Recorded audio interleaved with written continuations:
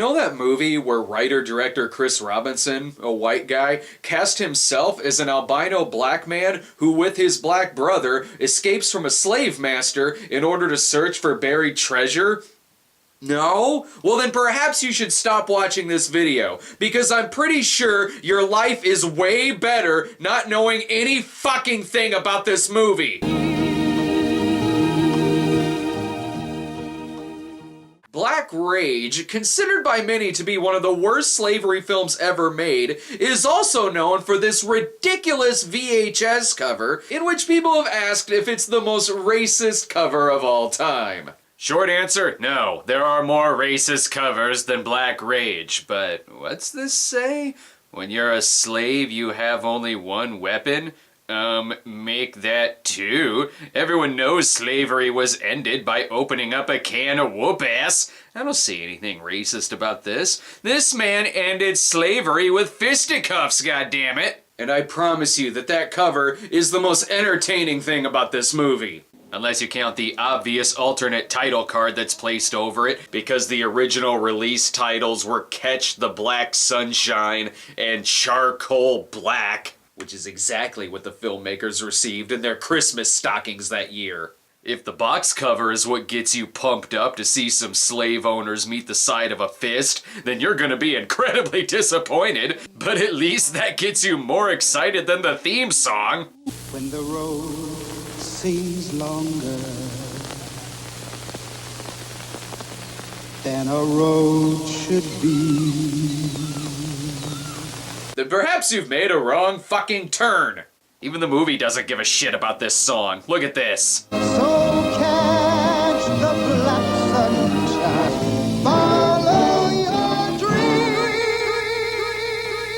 That wasn't me cutting off the song. That was an actual edit in this film. See, look, a white guy and a black guy can get along in the 1800s so long as there's chicken bones involved, and so long as they're both brothers when one of them is an albino named, I kid you not, Sunshine, and the black guy's name is Levi. It's like someone dared Chris Robinson to make a blackface film without using any makeup.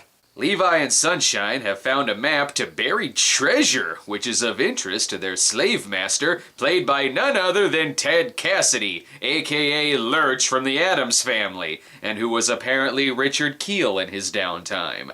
This is that prequel to Blair Witch that we never got. And if you think Sunshine is a stupid name, his original name was Powder. After attacking Lurch and bopping the cameraman on the head, Levi and Sunshine escape with the map, and it's like they listened to the soundtrack to Roots and didn't think it was funky enough.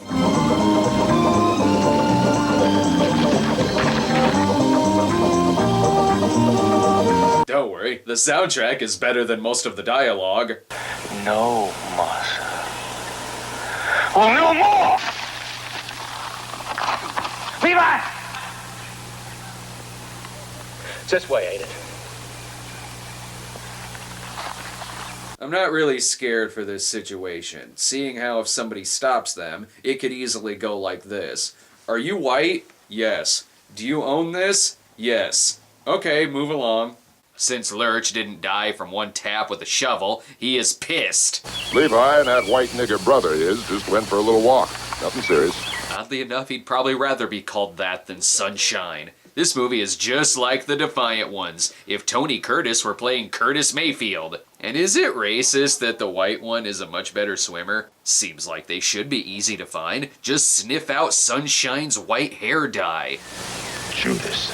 Yes, this is just like the story of Judas, if Jesus beat Judas and forced him into slavery. Wait a minute, he's not black at all. He's Stephen Lang. Lurch wanders into a bar that looks as dirty as their assholes, and I question the obvious cut when they're drinking.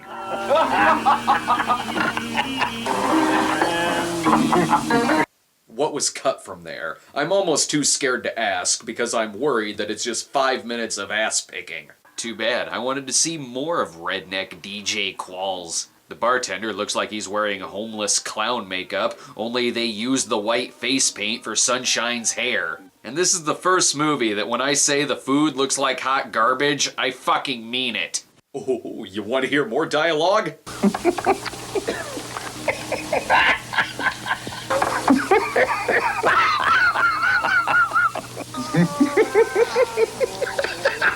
Well, they couldn't stop laughing when they read the script, so they just wrote it into the movie. And boy, does this movie know how to end a scene. Oh, shut up. You wouldn't have this place if you shut up, shut up, shut up.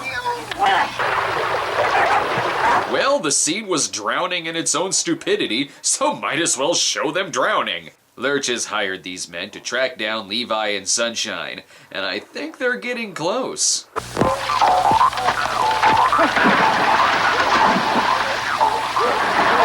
Either that or Snoopy's chasing them. The only thing that's harder to look at than this film is actual slave photos, but it's still a better movie than Fled. Seriously, this is that ugly of a film to look at. Every frame looks like it's suffering from cholera. After Sunshine is bitten by a snake, they happen upon a misunderstanding. What for you bring a white man out here? Hey, white? He's an albino nigger. Just say he's an albino, or say what he really is. White! They're taking him to Navin Johnson's house. When this white guy says he was born a poor black child, he actually means it. Okay, now your makeup is starting to look offensive, but we gotta suck out that poison.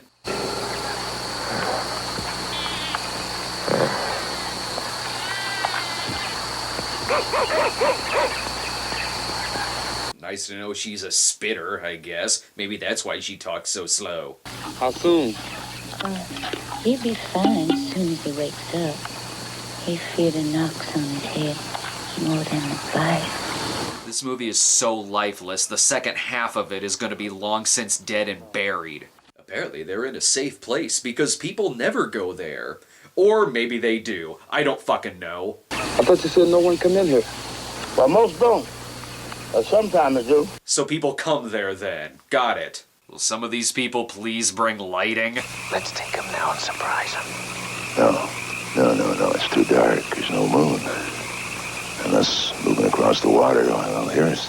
I'm gonna assume that flame was talking to us, and I'm gonna translate that it was telling us to turn off the fucking movie. I guess all you needed to remember is that sometimes people get in there and rape and murder you. Such a safe haven this place is.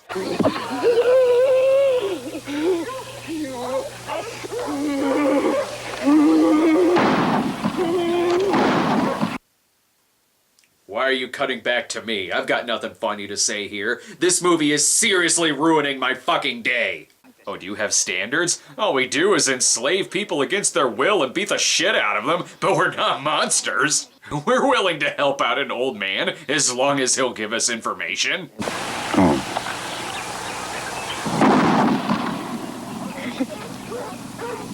You know, this movie is called Black Rage, but the only emotion it's giving its audience is fucking rage! This movie is so bleak, it makes Farewell Uncle Tom look like Song of the South! Long story short, never trust Larry Fine when you're bounty hunting. Our heroes escape, and I can buy Pierre Kirby as a ninja, but sorry, I'm definitely not buying him as a black man. Don't be surprised if that chicken is supposed to be an albino cow. And this is what you get for going along with the two main characters. You're gonna be the one who gets killed. Good thing that tiger is there to save him. I actually think I get it now. This is just like Huckleberry Finn. You know, if Huckleberry Finn was also called an offensive name. This movie makes a sunset next to a lighthouse look as ugly as a nuclear explosion. The sun is so ashamed at what it's shining down on that it doesn't even want to supply light to their faces. Look at this. It doesn't even want them to shoot day for night. And even in the worst movies, the sun lets them shoot day for night. In the middle of all of this, I guess they made it to Hawaii. Is that where Levi and Sunshine are going? We'll go inland and head south.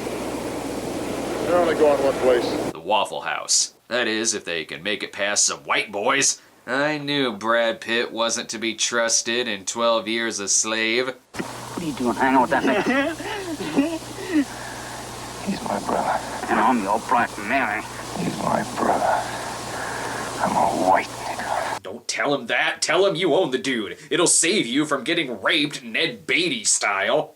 I guess all these guys do all day is just saw things, and I'm sure somehow they could even make that incestuous. I'll teach you to make eyes with my daughter. She's my girl. Levi and Sunshine get revenge by destroying their house shack. This movie is so cheap that I'm just going to assume that was a real on-set accident. Hell, I'm not even sure this movie can afford stunts, since it cuts when this guy trips, but at least we know he eventually landed in some shit. This is like someone watched the climax to any women in prison film and decided to make a whole movie out of it, only with white black people. I don't even know why this guy needs treasure. As filthy and rednecky as he is, he still has perfect teeth. Oh, and this is actually the inside of the actor's trailer. Oops, sorry. Do you want to see the entirety of that scene? Okay, here it is.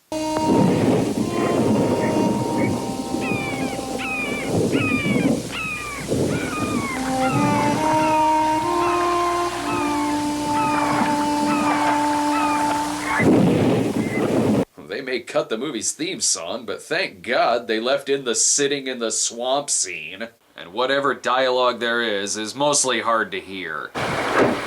Hey, big man. Ooh, hey, let's not be using the B word. I'm not kidding either when I say that the only good thing about this movie is Ted Cassidy, who throughout all of this stupid redneck bullshit still manages to be intimidating and scary. I'm who I am, and you are the help. That's how come that. So far, he's cost me a half a day's travel with them expert ways. And to top it off, he smells like the underside of a saddle. Now, why him? You have others. Why him? He has his value.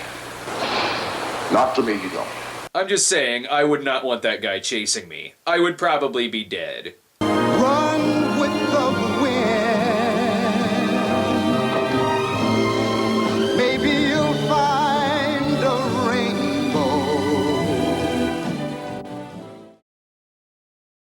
Hell, the other actors look like they don't know the difference between a knife and a chocolate bar. Levi and Sunshine make it to beautiful New Salem, Illinois. You can tell because there's people banging in the cabins. Never mind the whole race thing. It's also hard to believe that they're both brothers when one talks like this.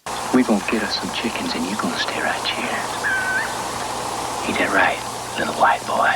And the other one like this. Look at him. Goat. Pig. Ducks. I'm just saying that for two people who were raised together, one of them sounds like they at least got an education somehow. But anyone looks stupid when they're chasing chickens with silly music playing.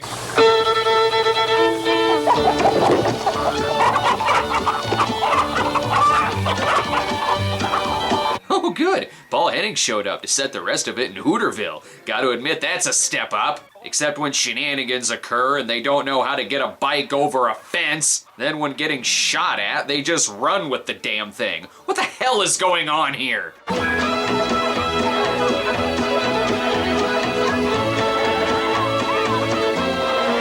Ooh, I guess any time of day is a good time for Pink Belly. You know, if you're not gonna ride that bike, just let it go. It seems to be slowing you down. Actually, they do end up leaving the bike behind, and the chickens they stole, making this previous scene fucking pointless, except that it leaves a trail for Lurch and his men.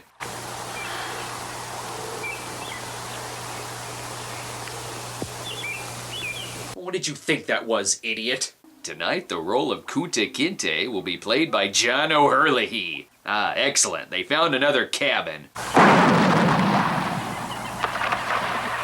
I'm starting to think that all houses were built back then to shoot at people. Oh, hey, maybe this lady can help. Can you tell us where we are? No. Okay, or not. So much for this scene going anywhere. Ma'am, I'm a deputy sheriff. We was hunting for some escaped criminals. And my boy here's been helping me. Great, you're just now figuring out how to use that as a cover against someone who you could definitely take in a fight. And while Sunshine is smooth with the ladies, Levi has other priorities. I found him! I found him! He found them chickens! It's not racist if his brother is in whiteface, blackface. While they spend the night with the lady, I'm glad that God shows up to put a stop to this film. Oh, wait, I just wanted the film to be stopped. I don't want people to die. When I said this movie should go to hell, I didn't mean literally. Well, we did all we could to stop the fire. And by that, I mean we ran outside and watched it blow the fuck up because apparently it was full of dynamite. And I'm not sure standing in the middle of a pond during a typhoon is your next best option. Hey buddy, here's an idea. Move! And if you want to see something really gross for no reason whatsoever, here.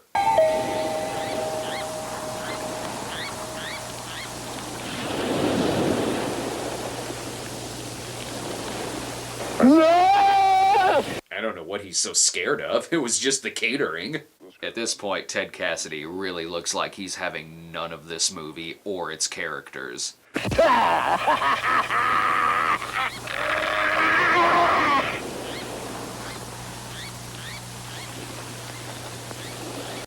I'm on Ted Cassidy's side. Just because that guy's gross doesn't mean he has to keep reminding us. We know. I'm not sure why this girl is still tagging along. Perhaps she's an albino Indian. Maybe that's what's being said in the middle of these awkward cuts.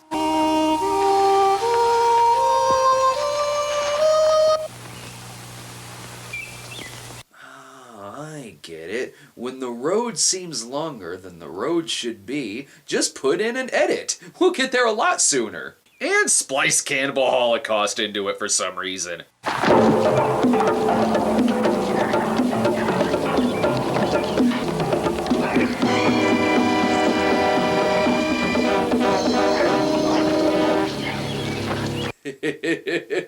I don't know why that happened. If the bicycle was any indication, they'll keep pushing this boat without actually riding in it. Oh, what do you know? I was wrong. There's one thing in this movie that makes sense, unlike the soundtrack. Winter makes a bed for spring to nestle in the arms of quiet summer day. You know, I always said that the music of the Newport Folk Festival goes along perfectly with slavery. I lay me down with you. Oh, and the song is totally about fucking. If you want to play me this kind of love theme, I'm going to expect the Falk monster to come out of these woods. That is until the lyrics stop. La la la la la la la la la.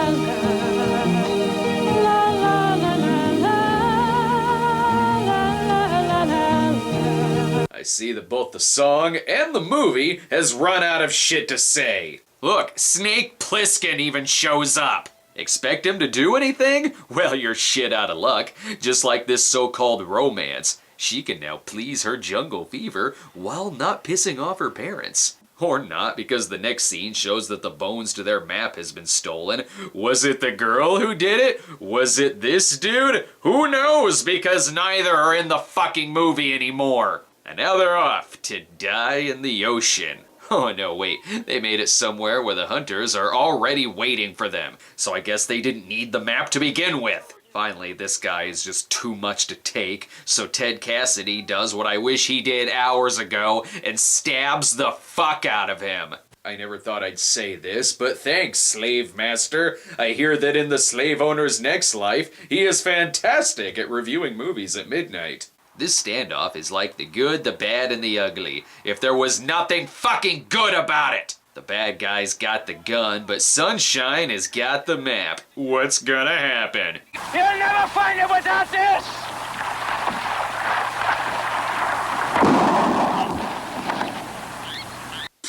Figures. The black guy never makes it to the end of the movie. At this point, Lurch actually appears sympathetic towards Levi, and even helps comfort him while move his brother to shore, meaning at least one character has an arc in this film, and it's the villain. But the bigger question is, do they find the treasure?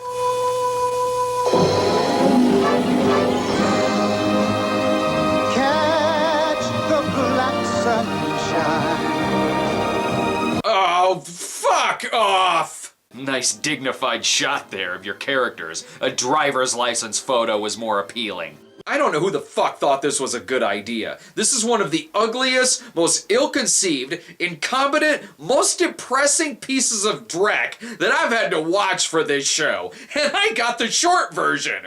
The reason there's so many awkward cuts is that while the Black Rage version runs 90 minutes, the original Catch the Black Sunshine version ran 102 minutes. Oh, double fuck off! There is seriously no reason why Sunshine is white. It barely comes into play in this film. I think that the only reason he's white is because the production team didn't know that many black people. And if you think it's just me spewing shit at this movie, look at this. Even the IMDb users state that this would make Thomas Edison wish he'd never invented motion pictures. Sorry, Citizen Kane. Your existence is a noble sacrifice for the non-existence of Black Rage. Multiple users have called it the worst film I have ever seen, which I guess means this guy has never given anything under 2 stars out of 10. But the worst comes from DeWeaves98, who claims the movie is so bad it almost killed his friend. Hear that? Watching this movie is as deadly as a loaded gun.